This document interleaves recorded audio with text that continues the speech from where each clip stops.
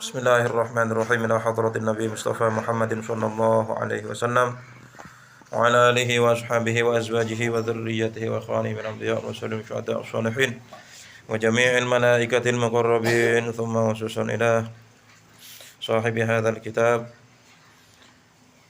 Syekh Salim bin Samir al-Hadrami khususan ila Kiai Muhammad Khalil bin Abdul Latif al-Bangkalani wa Kiai Abdullah Yakin wa Hamidah wa Kirsyad wa Maimunah wa Harun wa Khadijah wa Abdul Latif bin Qidam wa Hamidati usulihim wa furu'ihim anna Allah taghashahum bir rahmati wal maghfirah wa iskanhum al jannata bi rahmatihi sya'ulillahi lahumul fatihah.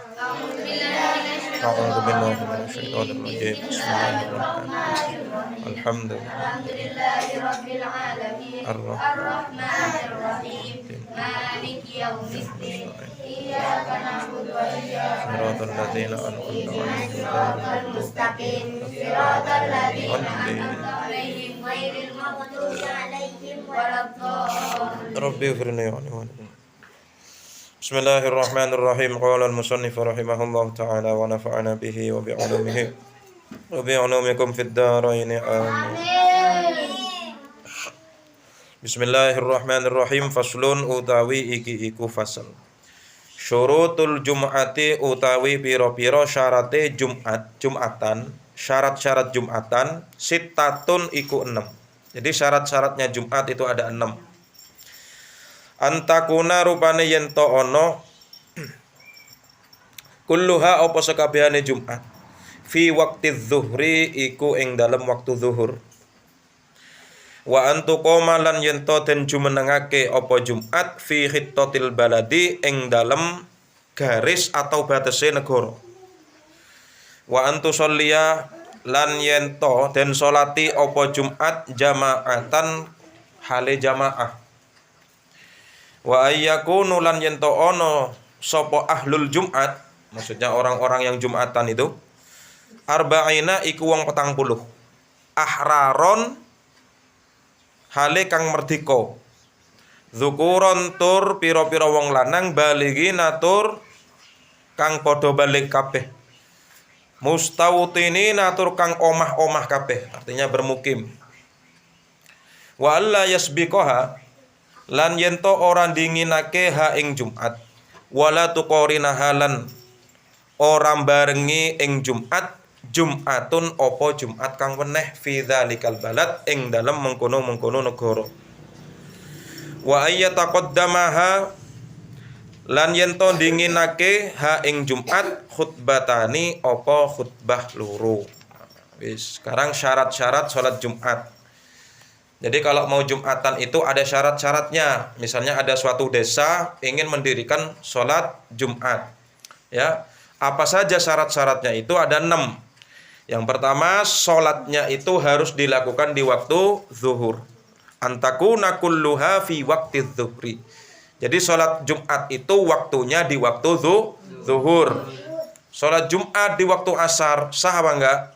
Sah. Ya. Jadi sholat Jumat itu di waktu zuhur. Kemudian yang kedua, wa antuqoma fi khittatil balad. Jadi sholat Jumat itu harus dilakukan, didirikan pada garis negara, kota ataupun desa. Maksudnya garis negara itu yang banyak penduduknya. Ya, yang banyak penduduknya.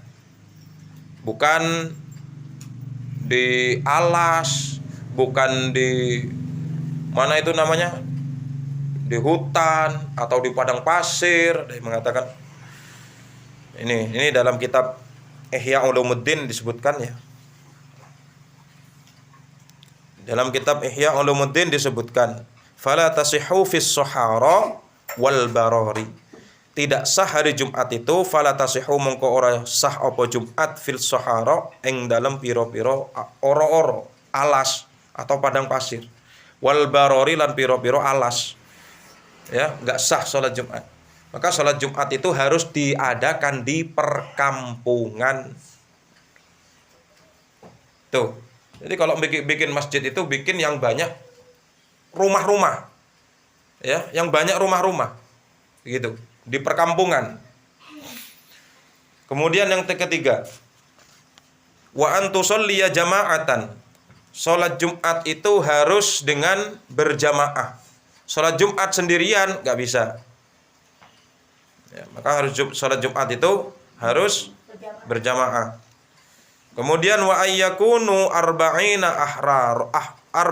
ahroron dzukuron baligina mustautinin.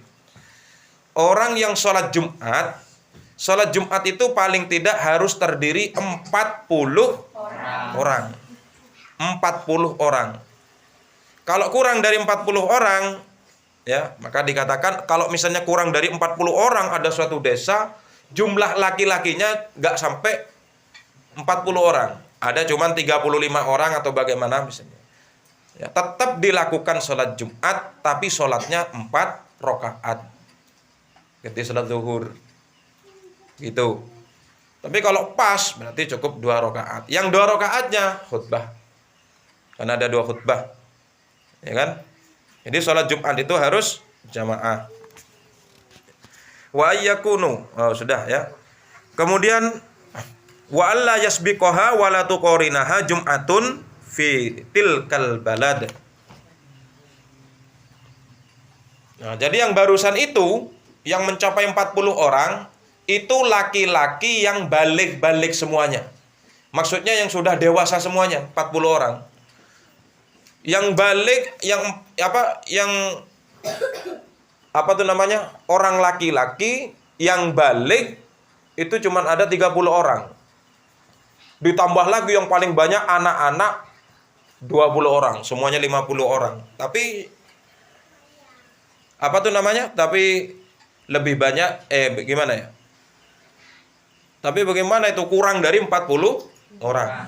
Kok bisa 40 orang kurang? 40 orang itu rata-rata harus balik semua, dewasa semuanya.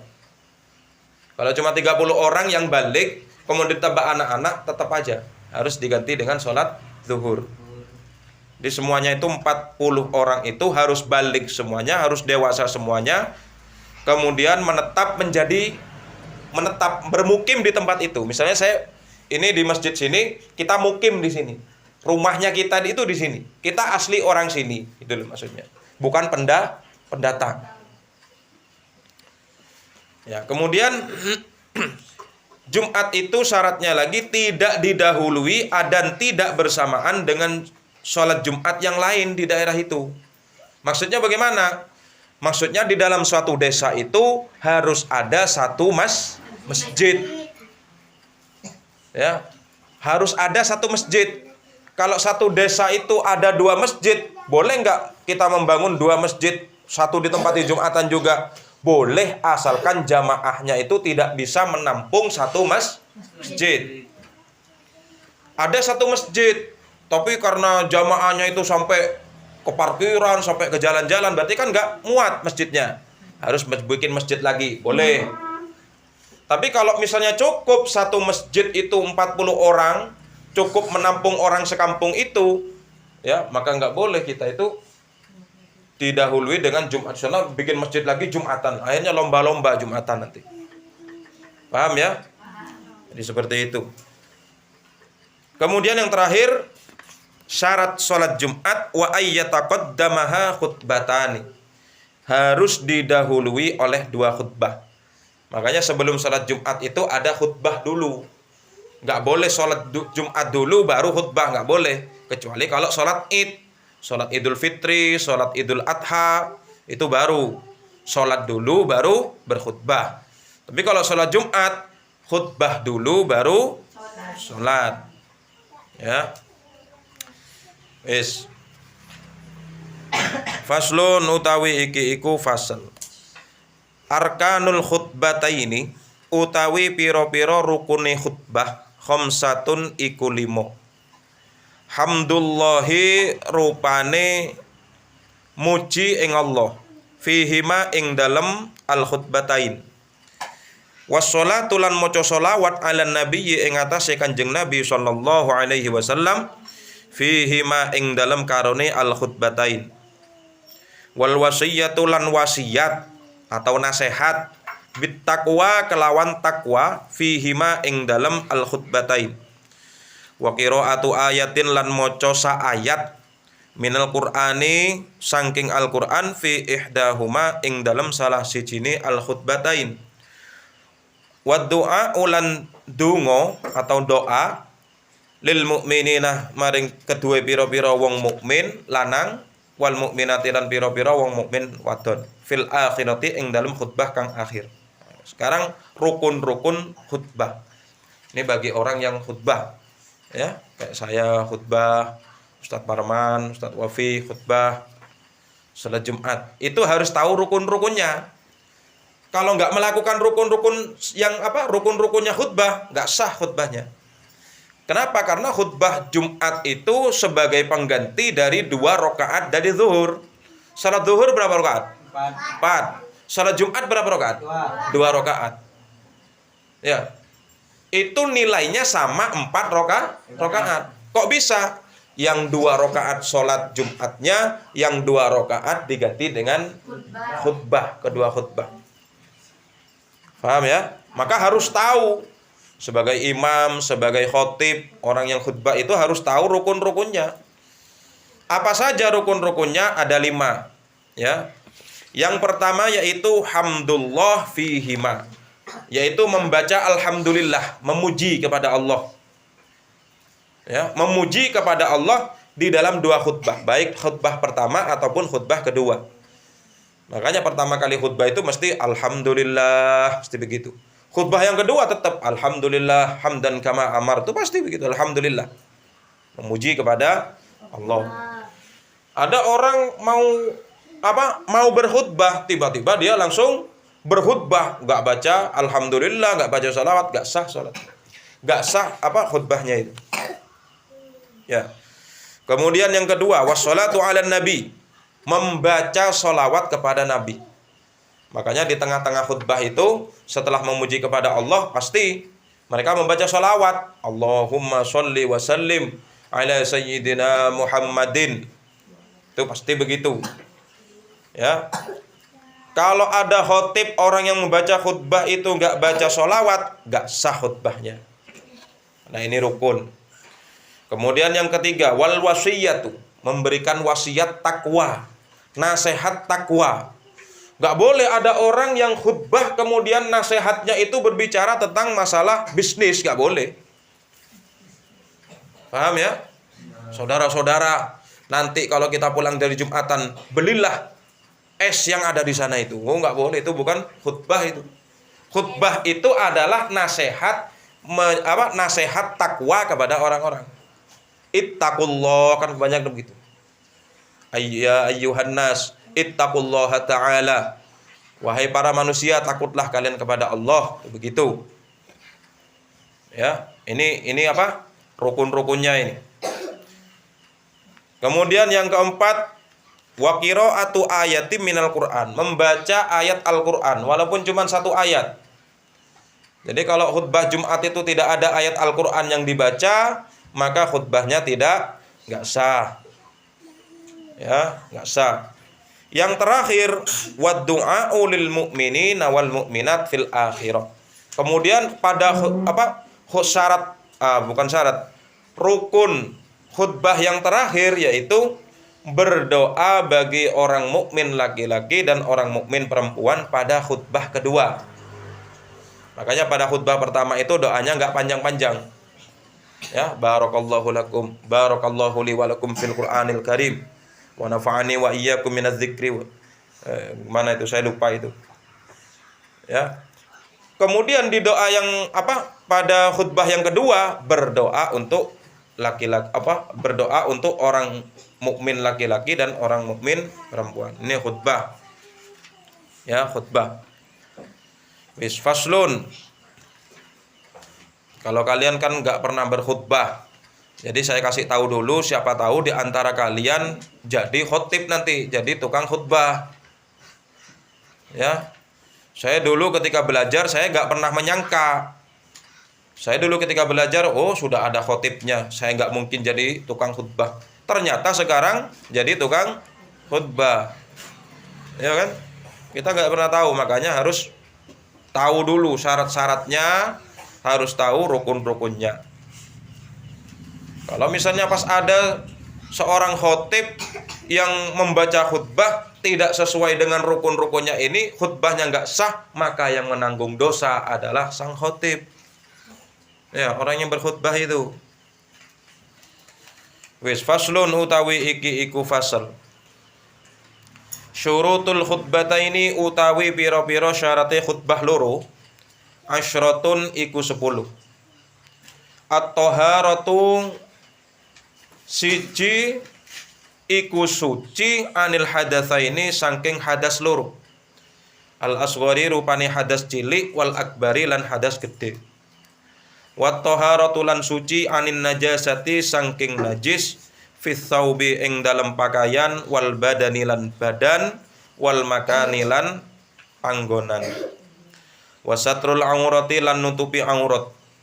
Wal qiyamu lan ngadeg alal qadiri ing atase wong kang kuwasa, wong kang mampu.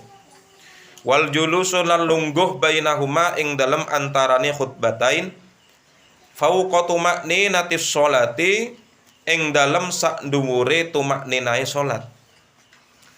Wal muwalatu lan nuli-nuli bainahuma ing dalem antarane khutbatain, wa bainas sholati lan antarane salat. Wa antakuna lan yen to ana apa khutbah bil arabiyyati iku kelawan bahasa Arab. Wa ayyusmi'ahuma lan yen to aweh rungu sapa khatib huma ing khutbatain arba'ina ing wong 40. Wa antakuna lan yen to ana kulluha apa sekabehane khutbah fi waqti zuhri iku ing dalam waktu zuhur. Wis, sekarang syarat-syarat khutbah. Orang kalau mau khutbah ketika Jumatan itu harus tahu syarat-syaratnya. Syarat-syarat yang pertama yaitu at-taharatu anil hadatsain. Suci dari dua hadas. Baik hadas kecil ataupun hadas besar. Artinya apa? Orang yang mau berkhutbah seperti saya tadi itu, khutbah ya, itu harus punya wudu. Kalau nggak punya wudu, nggak boleh. Nggak sah sholat, nggak sah apa namanya? Khutbahnya. Ya. Punya wudu tapi junub, nggak boleh. Mentang-mentang hari Jumat habis bertarung sama istrinya, nggak mandi langsung Jumatan, nggak boleh. Pas langsung mau berkhutbah, nggak boleh. Jadi orang yang mau khutbah itu syaratnya harus suci dari kedua hadas, baik hadas kecil ataupun hadas besar. Paling tidak harus suci, ya. Kemudian syarat yang kedua, wat taharatu anin najasah. Orang yang mau berkhutbah itu harus suci dari najis. Ya. Sebelum berangkat ke masjid, ada seorang khotib, ya, sarungnya najis. Kenapa kok najis sarungnya? Tadi habis kencing, tapi enggak kencing, tapi enggak cewek. Ya, najis sarungnya, enggak boleh. Maka orang yang berkhutbah itu harus suci dari najis. Fit thawbi wal badan wal makan. Tempatnya juga harus suci. Kemudian syarat khutbah Jumat itu wasatrul aurah, menutupi aurat. Enggak boleh seseorang yang mau khutbah itu membuka auratnya, enggak boleh. Ya, pakai celana pendek enggak boleh. Mana ada Jumatan pakai celana pendek. Kemudian wal qiyamu 'alal qadiri. Khutbah itu harus dengan cara berdiri. Enggak boleh khutbah duduk kecuali bagi orang yang enggak mampu. Maksudnya orang itu misalnya mau berkhutbah tapi udah tua banget. Boleh duduk. Tapi kalau orang yang masih normal berdiri, maka khutbah Jumat itu harus dilakukan dengan cara berdiri. Kemudian wal julusu bainahuma, duduk di antara kedua khutbah. Jadi selesai khutbah pertama, duduk dulu, baru nanti berdiri lagi. Kemudian wal muwalatu bainahuma wa bainas shalah. Ya. Wal muwalatu, berturut-turut antara dua khutbah dan sholat. Berturut-turut, langsung dikerjakan. Maksudnya selesai khutbah ngapain? Kan sholat kan? Selesai khutbah iqomah terus sholat. Gak boleh selesai khutbah rokok-rokokan dulu, capek, nggak boleh. Ngopi-ngopi dulu, nggak boleh. Jadi harus cepat berturut-turut. Selesai khutbah pertama, langsung khutbah kedua. Selesai khutbah kedua, langsung iqomah, langsung sholat. Jadi seperti itu. Kemudian wa antaku nabil arabiyah. Syarat khutbah itu harus dengan bahasa Arab. Tapi ada pendapat ulama yang membolehkan khutbah itu boleh dengan bahasa Indonesia. Ada di masjid-masjid besar itu, masjid-masjid jami, kalau misalnya khutbah itu dengan bahasa Indonesia. Tapi dalam kitab ini disebutkan wa antaku nabil arabiyah. Khutbah itu harus dengan bahasa Arab. Nah, kemudian syaratnya lagi wa ayyusmi'ahuma arba'ina. Khutbah itu harus didengar oleh 40 orang itu yang jamaah itu. Makanya zaman sekarang ini sudah modern pakai apa? Pakai sound ya, udah pakai sound, udah pakai mic. Kalau zaman dulu sebelum ada listrik, sebelum ada salon, sebelum ada speaker, jadi khotib itu teriak-teriak. Zaman dulu.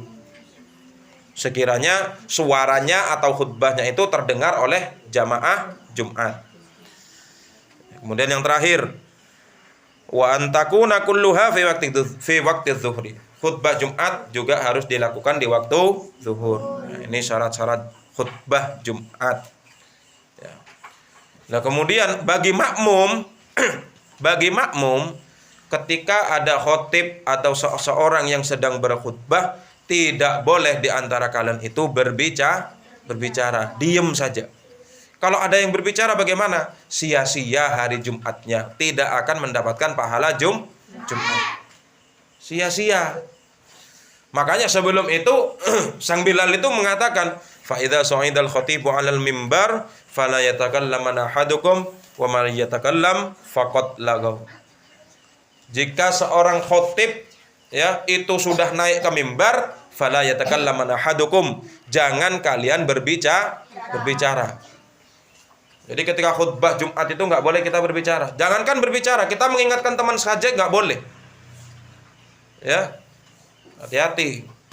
Biasanya kan kalau hari Jumat itu biasanya kan kalau kalau khutbah itu banyak yang ngomong. Ya, jangan sampai ngomong. Kenapa? Agar kita mendapatkan pahala hari Jumat, pahala Jumatannya itu. Kalau ngomong ya sia-sia, percuma. Ya, akhirnya kita nggak mendapatkan pahala sholat Jumat. Faslun alladzi yalzamu lil mayyiti wallahu ta'ala a'lam bishawab. Fa ya rabbi waffiqni bitaqwa.